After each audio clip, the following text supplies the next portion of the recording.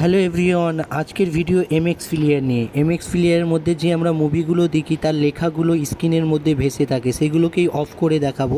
আমার এই চ্যানেলের মধ্যে দিয়ে অ্যাপ নিয়ে অনেক ভিডিও আসে। যদি আপনাদের ভিডিও ভালো লেগে থাকে তো চ্যানেলটিকে সাবস্ক্রাইব করে আই বাটনটাকে অলে সেট করে রাখবেন। और फिर मैं अपने बाथटब में बहुत कंफर्टेबल होती हूँ। যে জায়গাটায় তীর চিহ্ন দেওয়া আছে তার উপরে দেখুন একটি লাল মতো হয়ে আছে। ওই লাল মতো জায়গাটা যাওয়ার পরে দেখবেন এখানে ইংলিশ লেখা আছে। এই টিকমার্কটাকে তুলে নিলেই আপনার স্ক্রিন থেকে ওগুলো চলে যাবে। তো আবার দেখুন, আমি আবার করে দেখাচ্ছি। দেখুন ওখানে গেলাম, তো এটাকে আবার অন করলাম, দেখুন চলে এলো।